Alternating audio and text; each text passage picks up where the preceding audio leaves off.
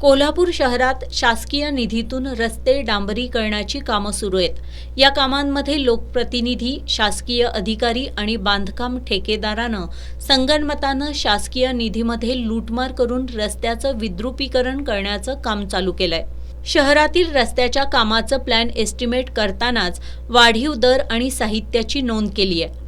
मात्र प्रत्यक्ष कामासाठी दर्जाहीन डांबर, खडी आणि साहित्य वापरून प्लॅनमधील मापापेक्षा कमी जाडी आणि उंचीचे थर देत डांबर कमी वापरलंय। या डांबरामध्ये जळक्या ऑइलचा वापर मोठ्या प्रमाणात केलाय। त्यामुळे रस्त्याच्या कामाचा दर्जा टिकणार नाही, हे रस्ते लगेच उखडले जाणार आहेत। या भ्रष्टाचारामुळे शासनाचं पर्यायानं जनतेचं नुकसान होतंय। शहरातील मंगळवार पेठ इथं करण्यात आलेल्या रस्त्यावर असणारी धूळ आणि मातीचा थर न काढताच त्यावर किरकोळ प्रमाणात ऑइल मिश्रित डांबर शिंपडून नंतर त्यावर डांबरी खडीचा थर देण्याचा प्रकार आजच उघडकीस आलाय।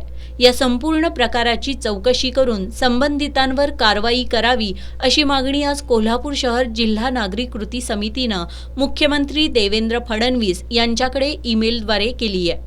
या निवेदनाच्या मेलवर अशोक पोवार, रमेश मोरे, राजाभाऊ मालेकर, सदानंद सुर्वे, चंद्रकांत सूर्यवंशी, विनोद डुनुंग, प्रकाश आमते, लहुजी शिंदे, इंजिनियर रमेश पोवार, इंजिनियर महेश जाधव, शंकरराव शेळके, महादेव जाधव, प्रसाद बुलबुले, सुरेश कदम, प्राध्यापक शिवाजी पाटील, ॲडव्होकेट प्रमोद दाभाडे, अमृत शिंदे, नंदकुमार टोनपे, अजित सासणे, चंद्रकांत पाटील, शाहीर दिलीप सावंत यांच्या सह्या आहेत।